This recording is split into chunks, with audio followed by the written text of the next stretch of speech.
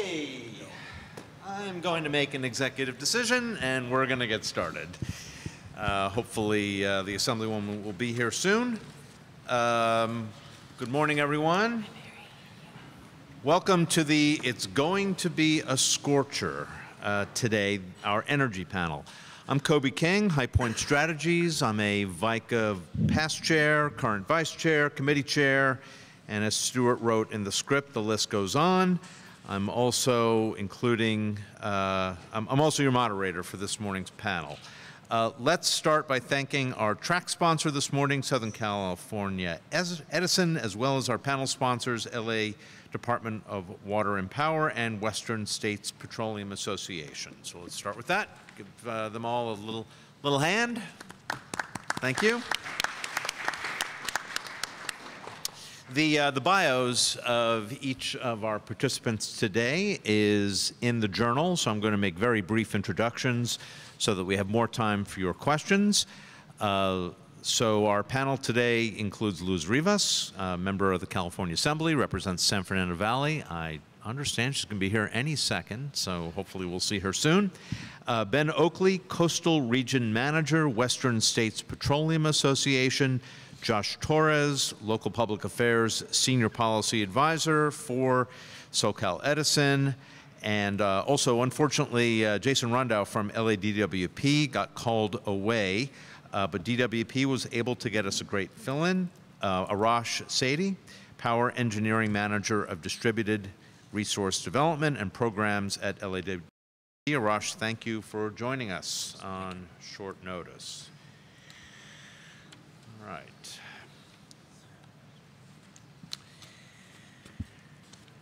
So as a leader in cutting-edge technologies from electrical vehicle infrastructure to clean energy alternatives, California continues to lead the charge with sustainable energy. Despite the strides that California's energy sector has made and continues to make, state and local legislators remain eager to set very ambitious sustainability energy goals, and the question kind of is still open as to whether or not we have realistic methodologies to achieve those goals. We're going to start by giving each of the panelists a couple of minutes to make an opening statement to get things started, and then we will ask some questions of each of the panelists and then open it up for questions from the audience. And why don't we start with Ben? Great. Can you hear me? Yes. Okay, wonderful. My name is Ben Oakley. I'm with the Western States Petroleum Association and really appreciate being invited to the panel. You know, the topic, hot topics, it kind of brings to mind, and whether you're talking about economy, environment, housing, safety, these are all very complex issues, right? I mean, to me, that's what hot topic means. There's some controversy around it, and they're complicated, not easily solved. And so I think energy is probably at the top of that list, right? We have some tremendous plans and goals and ambitions in place, and how we go about reaching those are going to have huge impacts on the prosperity of communities, on our economy, on our security, and other things. So just to kick things off, I wanted to give a sense of scale, and I'm talking purely about the fuel market here in California, just a sense of scale of this market. So California is the third largest fuels market in the world, behind only the United States as a whole, 1, and China, number 2. So just to give you a sense of the size of this market, it's massive. It's a massive market. It is a massive undertaking. Hi, welcome.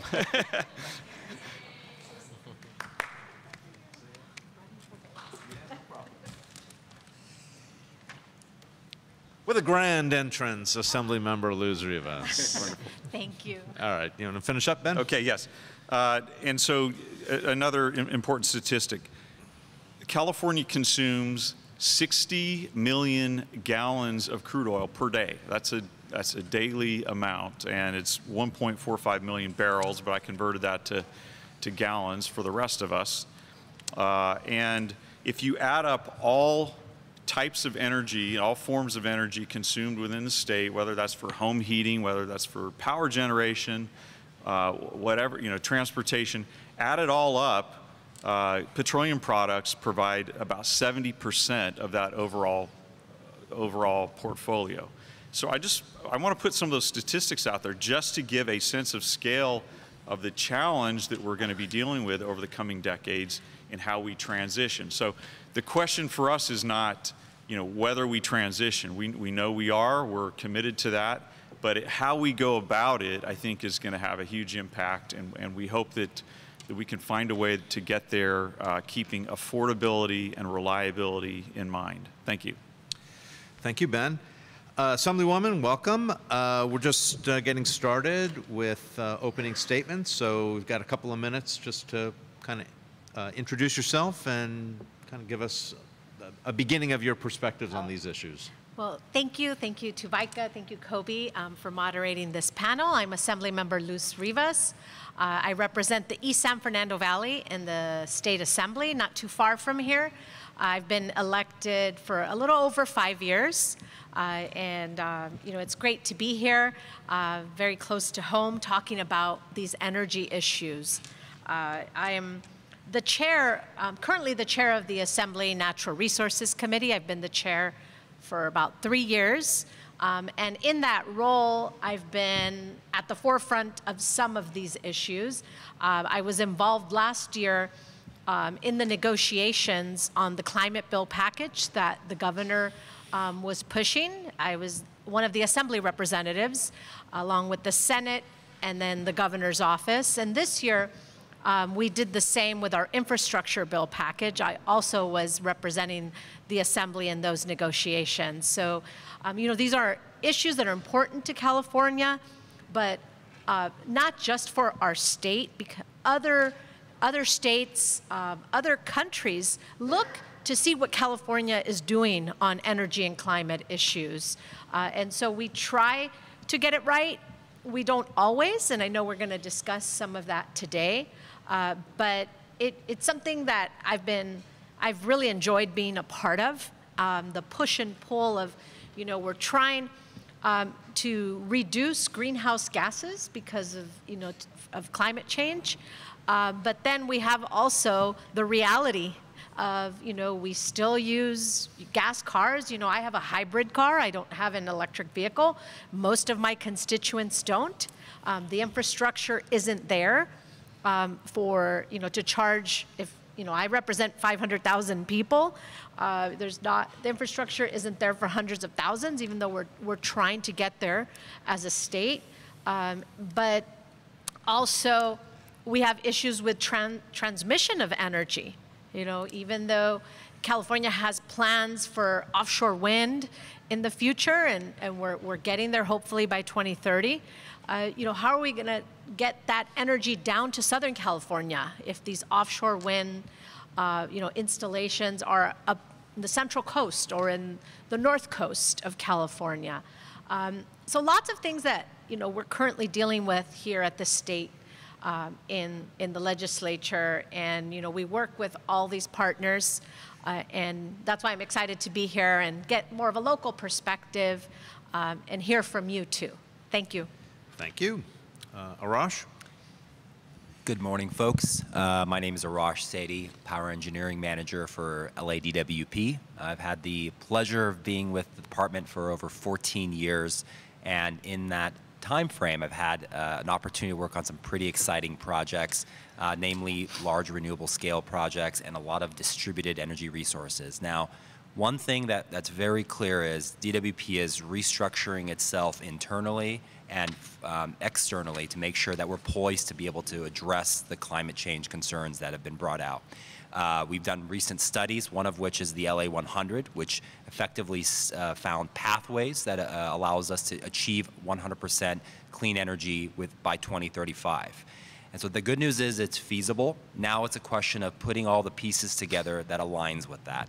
And so that's our biggest effort today. And as the Assembly member brought up, is that we have to make sure transmission is a major piece of this, meaning that just because we have solar out in the middle of the desert, do we have the ability to import that energy where we actually need it?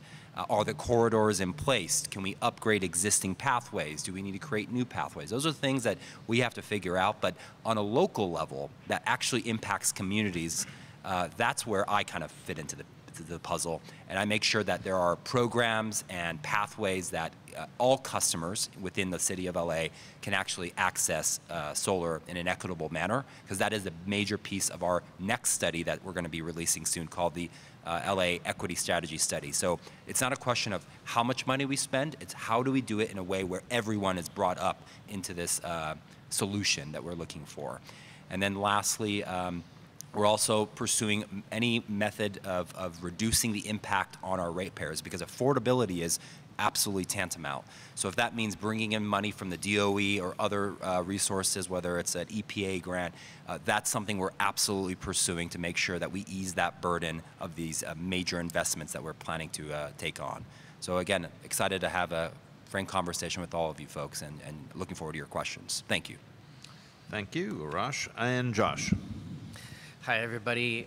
Joshua Torres, Senior Policy Advisor with Southern California Edison. I'm really happy to be here, and we're really happy to be sponsoring. So at SCE, we are committed to helping the state build a clean energy future. You'll hear a little bit more at lunch from our CEO of our parent company, Edison International. But recently, we released an update to our white paper called Countdown 2045, which looks at the feasibility of achieving all of the state's environmental goals between now and 2045. Everything we do as a company at Southern California Edison is really geared towards helping to achieve those goals, right? When we're looking at how we design customer programs, how we are planning our infrastructure investments. I was really pleased to hear a lot of what Arash said. You know, we're doing similar efforts at Southern California Edison, right? We're looking at equity issues. How can we bring our vulnerable customers along in the clean energy transition?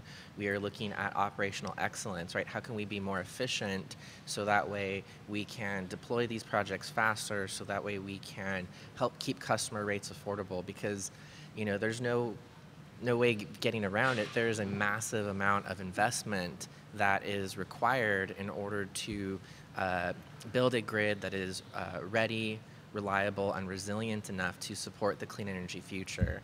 You know, won't go into too much detail, you know, because you'll hear about it a little bit more at lunch. But, you know, we're really excited about everything that we're doing to the clean energy future, and really looking forward to diving in a little bit deeper during this panel.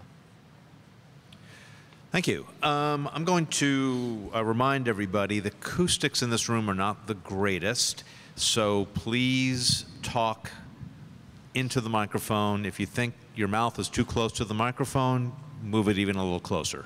Yeah, you really got to be right on top of the mics for us to hear you. Also, I'm going to ask a few questions, and we'll open it up to the audience, and I'm going to try to rotate the questions in terms of who gets to answer around, so that we're not going in the same order every time. So the first question, which I want to hear from each of you on, is that the state of California has shown a pretty strong desire to move toward a more renewable future by setting goals, expectations, and timelines for the energy sector. How realistic are these goals? Do you think we can make them a reality? Are there any ongoing projects that you're working on right now that are helping us achieve these goals? I'm going to start with the Assemblywoman because she can talk a little bit about kind of the process by which these goals got set and kind of where the state is moving toward. So maybe your answer might be a little different from the other three participants, but why don't you start us off with the policy side? Sure. So as many of you may know, the state of California has set ambitious goals to get to reducing greenhouse gas emissions. And you know, that has been done over years in the legislature, where, you know, from, you know, the early 2000s to now. You know, we do get criticized sometimes, right? And I saw the description of this workshop and what it said earlier today. You know, how do we work with these legislators, right? That keep changing the goals sometimes. And it does happen. Some of my colleagues we already have some goals, and then they come in with a new bill to make them even more aggressive, right? We want to get there sooner or reduce GHGs even faster. And I think one thing that I've noticed over the years that maybe we don't do is we don't really check in to see where we are before we try to set even more aggressive goals, I would say. And, that's been a push and pull in the legislature. I mean, a lot of us, I consider myself an environmentalist, but, there's also the reality that every day, how are we doing? How are we going to get to 100% renewable energy? I support these renewable energy projects, but, in last few years, there's been heat waves where we were at risk, the whole state was at risk of losing power, right? And the governor made emergency decisions at that time that a lot of environmentalists didn't like, right? Because we go toward using natural gas power plants and other things like that. But I think we have to balance that. Like, we want to get to 100% renewable energy, but we can't do that with taking a risk that regions of the state during extreme heat waves are going to lose energy, the power. And so we have these, excuse me, these discussions all the time in the legislature or when new bills are introduced. We have advocates on one side and then energy and other companies on another, sometimes together. And that's what we constantly do in Sacramento. And so just a brief overview. Thanks. Arash? Yeah.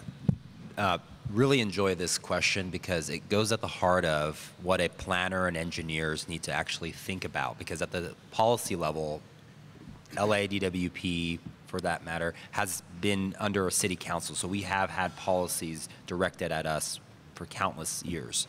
And knowing that, policies that are now coming from the state that are actually impacting energy is welcome news, especially in the sense that it sets bars very high so that we all play on the same playing field. And I think that's the critical nature of our future in utility world.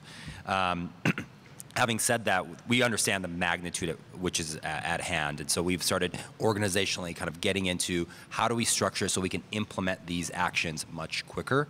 From a technical and engineering perspective, we've also done the studies. The LA 100 study actually proved that it is feasible, and there's like 12 pathways that allow us to get to that point.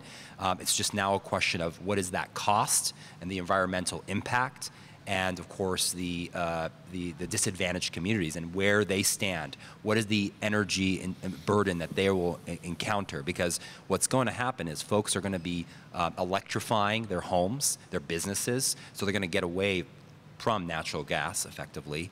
And as part of that, their energy burden will increase. Their bills to LADWP or SC will go up as a result of adopting electric vehicles or taking a gas stove to electric or what have you. So that's inherent. That's going to happen. But the question is, how do we do it in a way where it's not an immediate shock, right? Initial analysis says it may be, right? And so we have to be very pragmatic in the way we do our rates as well. So making sure that we do it in a slow but systematic manner. And we also do a lot of critical financial planning on the back end to make sure we do the right bond financing and all those back end not so attractive things that really make sure that these projects can follow through. Now, keep in mind, all the way, we've got to make sure that we remain the #1 solar city in the country that makes solar accessible to everybody, even those that don't have necessarily the credit, the financial means to always adopt. In addition to that, our customers are now going to be solution providers. Before they were just going to be taking energy. That's been the traditional sense. From here on out, they're going to be actually allowing us access to their IoT devices and controlling their thermostats, controlling their EV charging. This is part of the future smart grid, smart city that's going to be quite nimble to be able to react to any future anomaly that we have in our grid, because at the end of the day, we've got to make sure we build out for worst case scenario, because we now know natural disasters are going to be a common theme throughout California. And so that's where the grid needs to also adapt to that, and making sure we have the resources just in case, if it's even 5 or 10 days a year we need to rely on it, it is there and it's ready for dispatch to keep the grid operating. So I said a lot, but we'll cover more. All right, thank you. And Joshua. Yeah, so the short answer is yes. You know, we absolutely can do this, but I do want to emphasize the scale of the challenge, right? This is a very ambitious task that really requires that we be very intentional about facilitating this clean energy transition. So when we updated our analysis on, you know, what it's going to take to get to 2045, you know, we are forecasting there's going to be an 80% increase in electrical consumption. So that's almost doubling from where we're at today. We need to fully electrify almost 95% of buildings, so that's basically everything. About 90% of light duty and medium duty transportation, and about half of heavy duty transportation. So, you know, altogether about 75% of vehicles. We're going to need to increase clean utility scale generation by a factor of 3, right? So everything that we've built today, all the wind and solar, we're going to need about 3 times more between now and 2045. And then on the infrastructure side, the poles and wires that are going to connect all this energy to customers, we're going to need to increase the rate at which we build distribution by 10-fold and transmission by 4-fold. So this is a massive amount of infrastructure that we have to build to support the clean energy transition. And so this is why I say we have to be really intentional about facilitating this. We have to look at every aspect from A to Z for how we build these projects. Are there opportunities for us to expedite this, right? We know where we want to be in 2045. So how can we be working on that today so we're not waiting till the last minute? We're also going to need some new technologies, right? Our analysis has shown that there is a category called clean firm, which I'm happy to explain in a little bit more detail. But basically, you know, we need new types of generation that can help meet reliability when the wind isn't blowing or the sun isn't shining. And so things like next generation geothermal, advanced nuclear, offshore wind, right? These are emerging technologies that are showing a lot of promise, right? We're starting to see some demonstration projects. We're starting to see a lot of investors moving money into those sectors. We'd really like to see those technologies mature. And then to kind of drill it down to the customer level, right? Because at the end of the day, this clean energy transition is going to rely on millions of individual customer decisions. So every time somebody gets a new car, every time somebody replaces one of their appliances, right, their water heater, their HVAC system, that's an opportunity to replace a fossil fuel technology with a clean energy technology. And so everything that we're doing at SCE is focused on how can we enable that customer participation, right? How can we make it easier, more affordable for customers to choose the clean energy technology? So I'm happy to leave it at that because I know we've got a lot of other questions that go into more detail. All right, thank you, Joshua. Ben, how does WSPA fit into all this? Well, you know, to get to the question, you know, are we going to get there? I mean, the answer is clear that we are going to do everything we can to get there, right? But first, what are the state goals? You know, so I went and looked it up, and it's basically carbon neutrality by 2045, so that's about 2 decades from now. And there's some interim milestones of a 40%. Sorry, it went from 40% reduction below 1990 levels to 48% reduction by 2030. And the Assembly member mentioned there's push and pull around those. The legislature decided to accelerate those goals. And as a look back, we have been able to cut emissions by 14% by 2020. So we have been cutting emissions, but we certainly have a long ways to go. And we're going to have to accelerate the cuts going forward dramatically. So the first thing I did is I went and looked at the CARB scoping plan, because this really is like the Bible for how the state is going to get to carbon neutrality. And you're no stranger to this document for sure.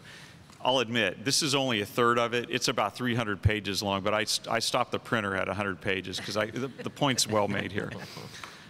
But what strikes me is that this is actually a pretty small document. I mean, that's all the appendices, that's everything included. It's about 300 pages. And when we're talking about transitioning an economy of 40 million people to, completely to a different, transition, energy infrastructure, there's really a lot of details involved in that. And, usually they say the devil's in the details. And really, this is a little bit light. This sets the goal, but it doesn't say exactly how we're going to do it. In fact, the Legislative Analyst's Office, when they looked at the CARB scoping plan earlier this year, they said that the plan lacks a clear strategy for meeting 2030 GHG goals, will lead to delayed action. The state might be tempted to adopt policy changes in a short amount of time, which could be, quote here, costlier and or disruptive for private businesses and households. So, are we going to get there? Yeah, yes, and we're going to do everything we can to get there. But, there's certainly risk to, to disruption, cost, those types of things on this path to carbon neutrality. Some of the bright sides of the CARB scoping plan, we're certainly happy to see. CARB recognized the importance of direct air capture, carbon capture technologies. We're working on those. Also, a critical technology is carbon capture and sequestration or storage. And that's where you take emissions that otherwise would go into the air, you capture those, and then you sequester them down underground, usually in, the best locations are these depleted oil reservoirs. So CARB acknowledges that the oil and gas industry has a critical role to play in those coming technologies. They're going to be widely deployed by 2030 and as we go towards 2045, across all the sectors, frankly, to make these neutrality goals work. And then finally, a couple more tools that are really important in the toolkit are cap and trade. That continues to drive emission reductions with existing industries, and for our industry especially, low carbon fuel standard, LCFS. This is a big tool in the CARB toolkit to reduce those emissions, and you see that illustrated in, like in the Bay Area, 2 of the refineries up there are now fully transitioned to renewable fuels, and so they're no longer petroleum product refineries, and so. This is our industry. We're a stakeholder. We're going to be a part of the solution going forward. You don't always think oil and gas industry as a carbon and climate solution, but really there's a really important lane for us there. We're eager to continue our work in that regard. Thank you. I think just about all of you have mentioned the grid, and I want to a little bit deeper into that. It's clear that as we try to electrify the economy, improving the grid is going to be a critical component of that. And we also know that anytime you want to build new transmission lines, it's extremely not only expensive, but also controversial. You've got, CEQA and NEPA concerns, all kinds of different concerns. And I've read recently also that there are different technologies in the grid that potentially could be implemented in California that are different from the ones that we currently use now. So these are all, it's a very complex subject, but at the same time, seems to me super important to be able to get from A to B. So if, to the extent any of you want to comment on the challenges or the details, that would be great. Or, the Assemblywoman, kind of what the state legislature and the state government is doing about that. Let's start with Arash. Right. So one of the things that we have to look at going forward is identifying the sectors that provide the most emissions in our portfolio. And when we have done that analysis, what we've kind of determined is that transportation represents the bulk of emissions, and we're talking an order of magnitude far higher than what utilities emit. So that's one area that we have the responsibility of making sure we can decarbonize as quickly as possible. And one of the ways we do that is by standing up charging facilities everywhere, especially in disadvantaged communities, making it feasible where folks like Tesla, EVgo, those folks can actually stand up their own facilities and be a part of that solution. That's one of the major parts of that, and plus it provides the alleviation of the range anxiety that folks feel who have either hybrids or electric vehicles. So having more access to these chargers are going to be a major part of this. Now, we also look forward, we say, you know, in order to maintain this grid, Josh alluded to a firm, clean, dispatchable generation. And that's absolutely a major part of this, because there are going to be days where we're going to have to rely on, as of today, natural gas plants to provide us that bridge fuel, those critical peak days that we encountered very much last year and the year before, where we had energy proclamations issued multiple times just to make sure that any and all resources were made available. So going forward, we're going to be relying more and more on natural gas, but we'll be weaning that down with green hydrogen. That'll be the bridge fuel, I think, that utilities like ourselves will be off-takers of. Namely, we've received a DOE grant in conjunction with a multitude of other partners called the High Deal, which brings about $1.2 billion to the LA hub, which will allow us to use green hydrogen in a multitude of fashions, one of which is making sure that the grid has that clean, dispatchable resource at its disposal during those critical days of the year. And I think having those work in conjunction together will be absolutely critical to keep the lights on and make sure we maintain the reliability that our customers are used to enjoying in their homes and their businesses. Thank you. Joshua? Yeah, so again, just to reemphasize, right, we need to invest in the electric grid massively, right? Like if you want an electric vehicle, then you need to support grid investment. If you want solar and batteries in your home, you need to support grid investment, right? If you want all electric home, you need to support grid investment, right? If we want to get to 100% clean energy, we need to support grid investment. There are a number of challenges. There are, currently we're experiencing some supply chain issues, right? A lot of the supply chains haven't fully recovered from COVID, right? And so that's something, there's opportunities there for, state and federal policymakers to help, facilitate some of those solutions. Looking into the future, we're anticipating some workforce challenges, right? We need to replace our existing workforce. We need to grow our workforce. We have to massively increase the rate at which we are investing in the grid, so we're going to need more line workers. Residential and commercial customers are going to need electricians to install all this stuff in their homes and businesses, right? EV chargers, heat pumps, solar. Sorry, I feel like I'm eating it. Yeah, no, you have to feel that way. If you don't feel like you're eating the microphone, you're not close enough. I'll stop if it hits the back of my throat. So, we're going to need workforce for both the utility side as well as the customer side. Obviously, we're big proponents of permitting and licensing reform. Right now, it takes about 12 to 15 years on average to build a new transmission line, and we need to increase the rate at which we are building transmission lines by a factor of 4. Right, we have to connect massive amounts of new utility scale generation to the electric grid.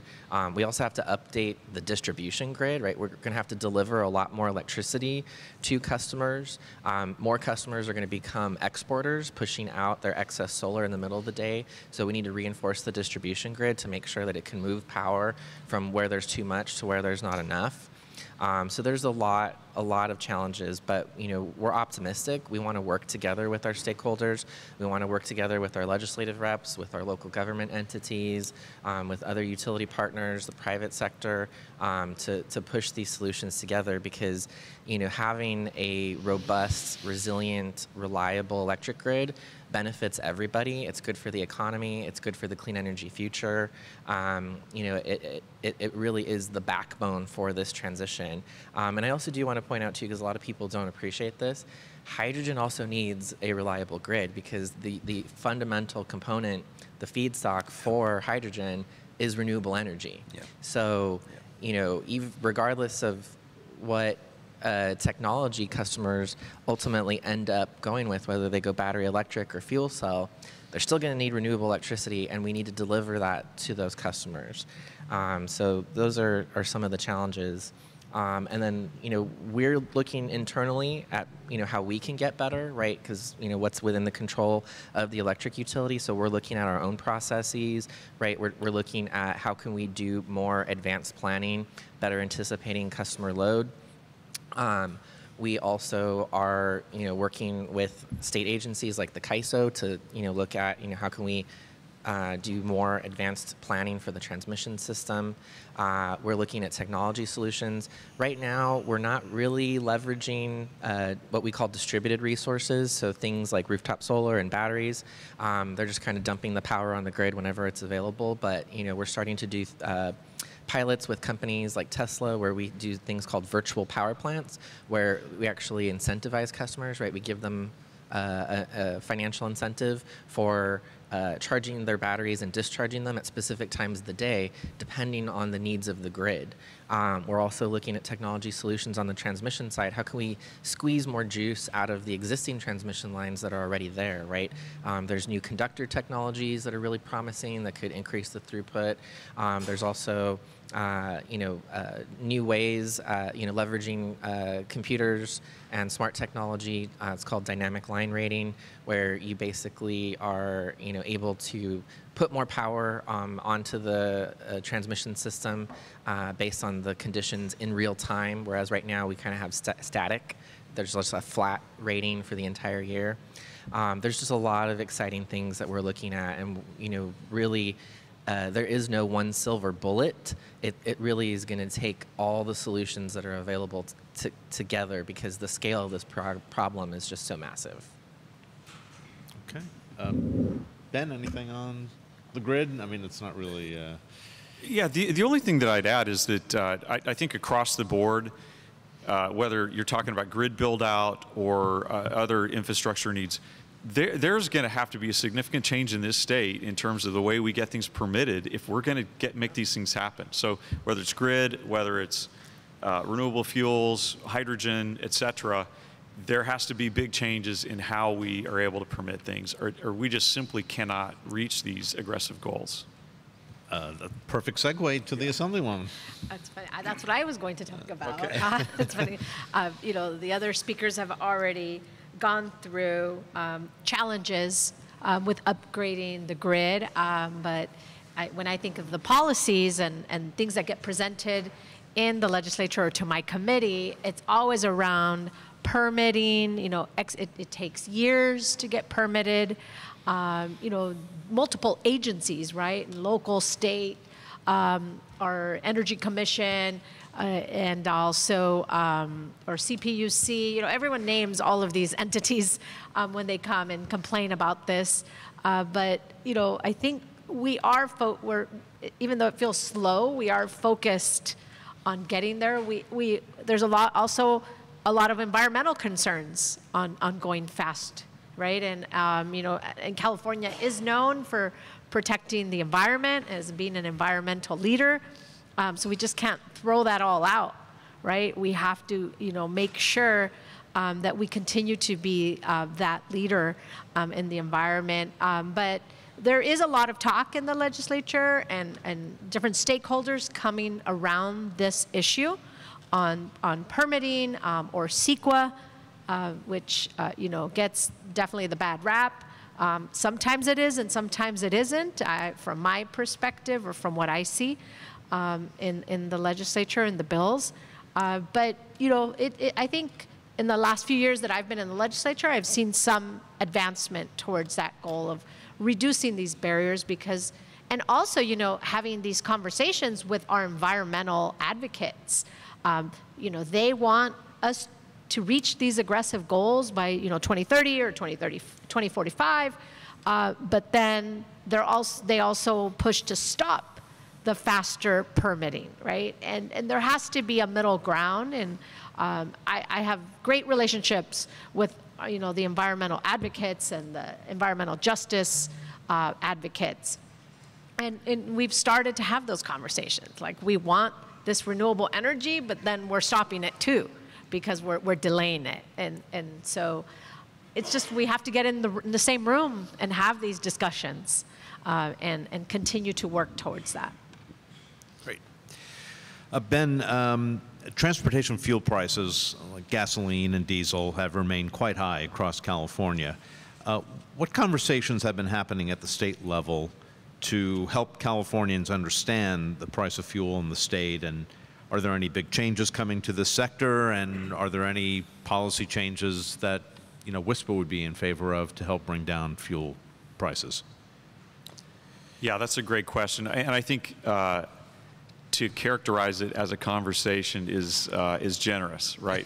There's been a lot of heated rhetoric around the state now, over the last couple of years, in light of what are admittedly astonishingly high fuel prices. And as a Californian who feels that myself, there's no way to sugarcoat it. Fuel prices are quite high, and it's difficult for working families. And so we've said from day one that it's largely it's basically market factors that are pushing this, with some interesting California kind of specific influences. So that's the price of crude oil, which is a globally traded commodity.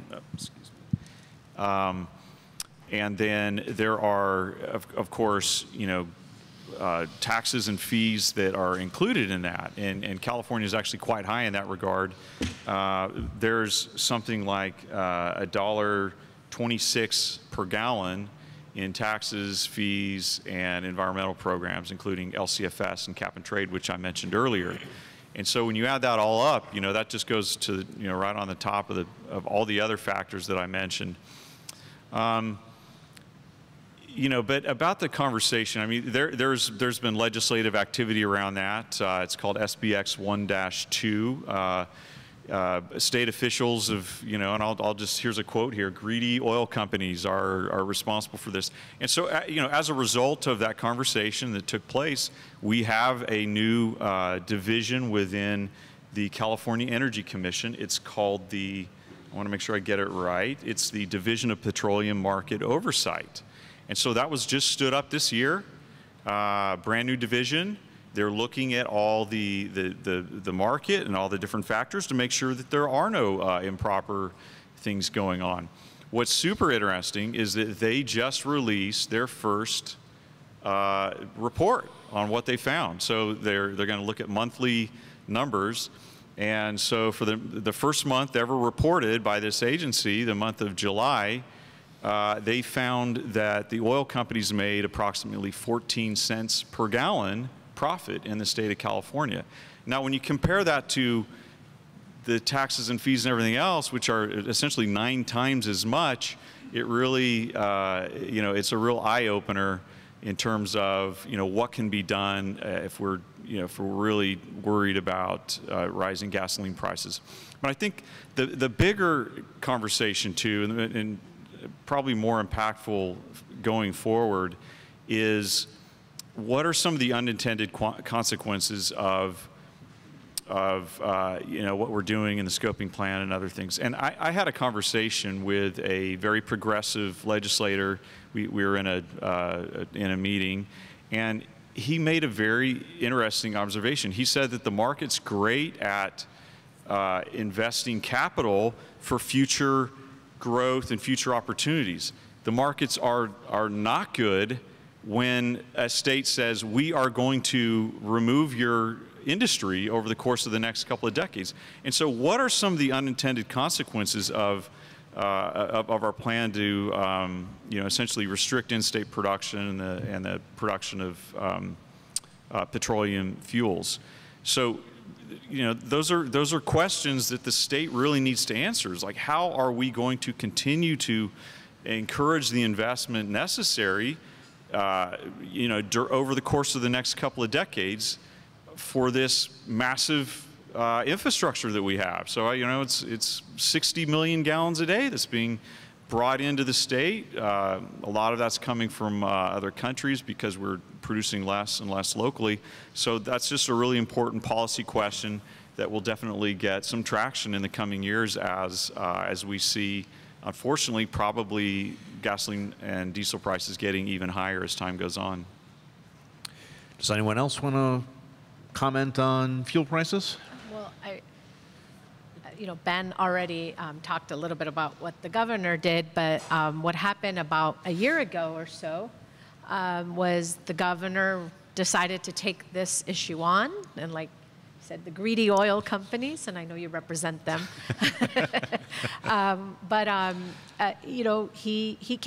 he called a special session of the legislature, and only the governor can do that.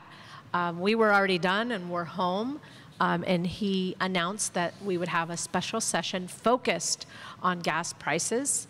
He initially wanted his first, proposal was the, windfall, to tax them at a higher rate after, the profits that the gas companies are making if it goes above a certain level. And him and his team, came to our caucuses, I'm in the assembly, to try to pitch that, and a lot of my colleagues didn't want that to happen. It's very hard to get a tax out of the assembly if we have a lot of moderate members of moderate Democrats. It's not really about the Republicans, it's just what type of Democrat you are in the legislature and that make these decisions. And so that's where it started. And we couldn't get to an agreement in the legislature, and that's kind of why they settled on creating this new office within the Energy Commission, I believe, right? That will monitor the gas prices instead of taxing the profits. And so, just a history of how it started. The governor is really pushing this, and we're trying to work with him and negotiate on that. Arash or Joshua, I don't know if you want to wade into this one at all. I didn't think so. Yeah, all right, let's move on. Let's go. Let's go back to the assembly member. So, as you know, lower income, disadvantaged communities historically been, I think, more heavily impacted by the effects of climate change, and I think it's reasonable to say that there's a lot of EJ issues around the siting of industrial facilities, especially those having to do with producing energy and distributing energy. What steps are being taken at the state legislative level to balance funding programs to mitigate climate change with those focus on adapting these communities to the changes that we're already seeing? Yeah, so, this is something that I have focused on in the legislature, especially in the Natural Resources Committee. We have tons of environmental justice issues that sometimes haven't been heard. They haven't had a place at the table. And, I grew up in the Northeast San Fernando Valley. I'm from Pacoima, and Sun Valley is down the street, where a lot of these toxic industries for years have been there. We have poor air quality. All of my schools, my elementary, my middle school, my high school, there's freeways crossing the playground. They wouldn't do that today, but they chose to do that in the 50s and the 40s and the 60s, right? Because of who we were, right? These communities are immigrants, underrepresented minorities, right? We weren't voting, we weren't elected, we didn't make these decisions, but now we have to work towards, okay, how are we going to mitigate these? You know, a lot of children in my district have asthma, right, because of the freeways and of being down the street from some of these industries, these plants. You know, we have a lot of work to do, and I won't apologize for working towards that, right? If this were happening in other communities, if you live down the street from one of these, you would fight, and you do. Everyone does in different communities. It's a lot harder for us because we have years of it. Generations have lived like this.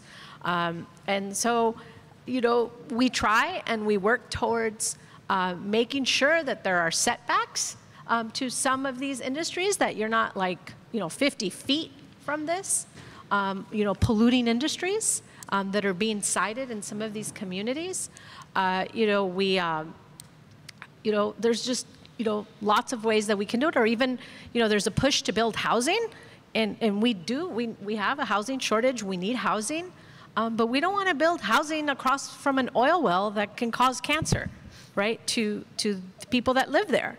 I wouldn't want to live like that. Why am I going to pass a bill that does that, right? And so I've stood up along with other legislators. It's hard because we do have a lot of people going against that. And, you know, some of it gets in. Nobody gets 100% of what they want in some of these some of the legislation. But, you know, it's my community that's suffering, or communities like mine across the state. And I won't apologize for doing that, so. Arash, any comment on DWP's approach to some of these environmental justice issues? Yeah. So, as I mentioned kind of briefly, is we're underway with an equity strategy study, and one of the ways we're examining that is looking at all the environmental hazards that are posed by our communities. We've layered in a lot of existing data that comes from Senate Bill 535, which brought about disadvantaged communities, the CalEnviro screen, which is a quick reference tool that allows us to determine who falls in these territories that are of most impact, right? Whether it's a socioeconomic concern and/or an environmental hazard. So what we do is, from the ground up, when we build programs, we make sure that those communities are the ones that get to be the off-takers of higher incentives, so that they can be first adopters. And I think that's a major bridge. The other thing is we're actually creating programs that aren't meant for those that have the means to adopt new clean technologies. We're basically creating programs that make sure that they are part of the wave that we're moving forward in. An example of that, we've got a community solar program, very robust, one of which focuses on apartment dwellers or multifamily unit dwellers. And the advantage there is you don't need to have solar. You don't need to own or have access to that rooftop. But what we do is we go and build that solar offsite, and then we slice and dice that up and provide you a share of that project. And you can subscribe to that share. So effectively, the more multifamily tenants that do this, the more we can build and make this a more aggregate solution, because that is the majority of the makeup of Los Angeles. It's multifamily units. The other thing we're doing is we're installing solar on people's homes. We're leasing their rooftop. Rather than just let it bake under the sun because A, they can't afford it, or B, the electric panel upgrades cost too much, or C, it's just too tough to navigate how to get those tax credits, we'll do it for them. We'll basically come out there, do the inspection, install the system, and then cut them a check every year for allowing us to host that system. In return, we're getting that energy back into the grid. And that's really another piece of this puzzle is, again, there's no one-stop solution, right? The key thing here is that we've got to provide a suite of solar programs, energy storage programs that reach people where they're at, as opposed to telling people this is what we need. And I think that's part of it. The community stakeholder engagement has been absolutely instrumental in making sure that we can build these programs constructively and have an EJ component from day one, as opposed to let's add that as an afterthought. I think that's the major piece to how we're going to actually reach our customers in those communities. Thank you. Thanks. Joshua? Yeah, I'll be real quick. So we also are very focused on equity. So we have regular communications with community-based organizations that are in the EJ space. We have something called the Clean Energy Access Working Group that is made up of about 15 or so ESJ groups where we run proposals by them, right, when we're developing new customer programs. We'll share that with them, get their feedback on early in the process. We work with them on projects, developing community solar, promoting electric vehicles. A lot of their recommendations have been incorporated into the programs that we've developed in the past few years. For example, our light duty program has a goal of installing about, I believe it's 40% of the 30,000 chargers in disadvantaged communities. Similarly, we have an application at the CPUC to provide incentives for customers for heat pumps and panel upgrades if they want to swap out their appliances. And we have a similar carve-out, right? We have about 40% of that project reserved for low-income customers located in disadvantaged communities. So it's something that we are keeping in mind with, every time we are rolling out new programs and services for our customers. Great, thank you. And Ben?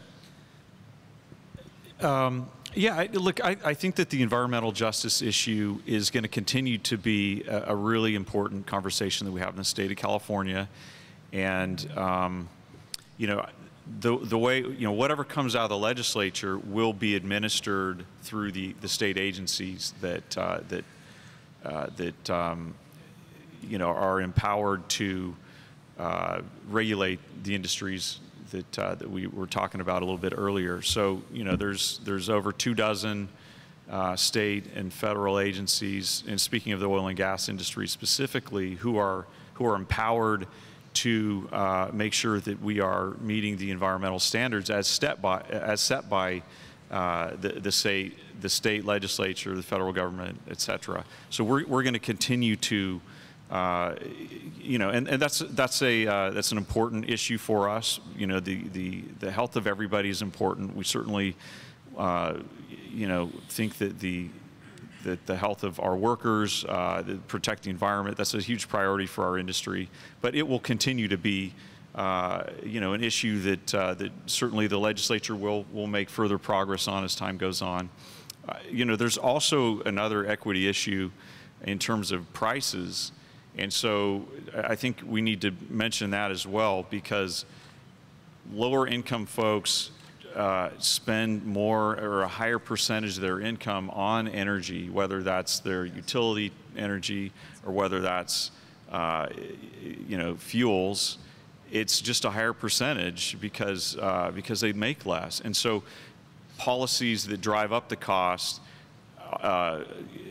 unduly burden some of the communities that can least afford to bear those additional costs. So that's also something that needs to be in the mix, in the conversation as we plot this path forward. Great. We've got time for a question or two. Stephanie.